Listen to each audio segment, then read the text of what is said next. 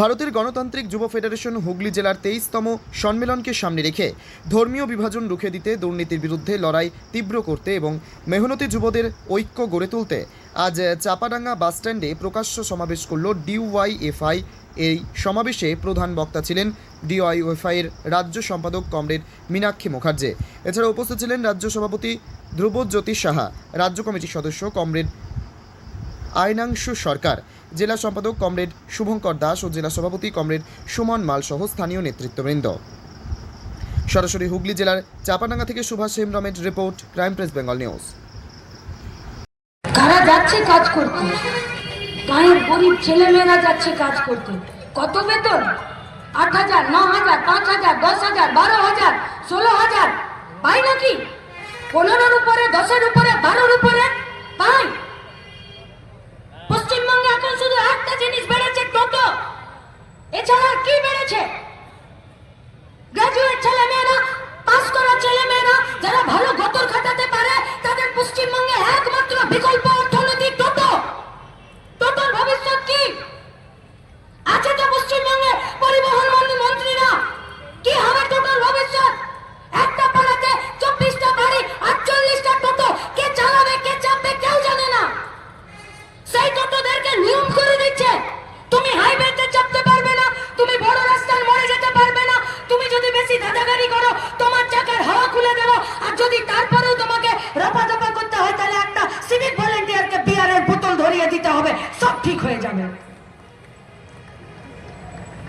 এই সিভিক এই পুলিশের দৌলতিতে রাস্তায় টোটো, অটো, মোটরসাইকেলওয়ালা, ট্রাক চালকরা সবাই পরেশান হয়ে আছে।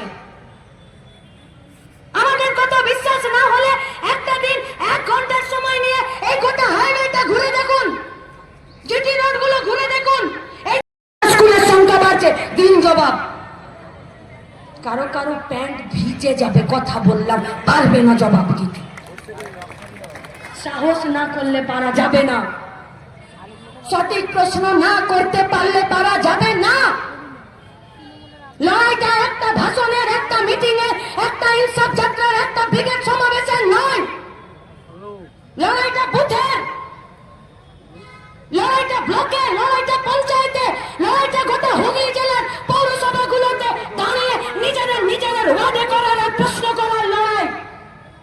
না ডিওয়াইএফআই ভোটে ক্যান্ডিডেট হয় না, কিন্তু ডিওয়াইএফআই মানুষের রাজনৈতিক জনমত তৈরি করে, সচেতনতা বোধ তৈরি করে। সেই সচেতনতা বোধ তৈরি করার জায়গা থেকে আমাদের লড়াই আন্দোলন। সেই জায়গা থেকে বলছি, প্রশ্ন করুন প্রশ্ন। কেন মমতা ব্যানার্জি বলেছিল যে বিজেপিকে ফ্রন্টে এনে লড়বো? কেন মমতা ব্যানার্জি বলেছিল যে আরএসএস এর থেকে বেশি দেশপ্রেমিক কেউ হয় না? কেন আরএসএস বলল যে মমতা স্বয়ং এখানে দুর্গার মতন? কেন মোহন ভাগবত বলল আরএসএস এর যে পশ্চিমবঙ্গে 2011 পরে গণতন্ত্র বেড়েছে? পুরসুরা থেকে এসেছেন, খানাকুল থেকে এসেছেন, আরামবাগ, গোঘাট থেকে এসেছেন, অসীম এসেছে। বলুন তো আপনারা, হুগলিতে গণতন্ত্র বেড়েছে 2011 পরে? মানুষ ভোট দিতে পারে? কলেজগুলোতে ভোট হয়? সমবায়ের ভোট লুট হয়ে যায় না? তোমার আমার সকলেরই একটাই পছন্দ, মাদার্স চয়েস। ঘরে সুগন্ধি ভাত, প্রতিদিনের রান্নায় নিখুঁত স্বাদ, চাই উন্নত মানের চাল। তাহলে আর দেরি কেন? আজই যোগাযোগ করুন ধনরাজ অ্যাগ্রো ইন্ডাস্ট্রিজ প্রাইভেট লিমিটেডে।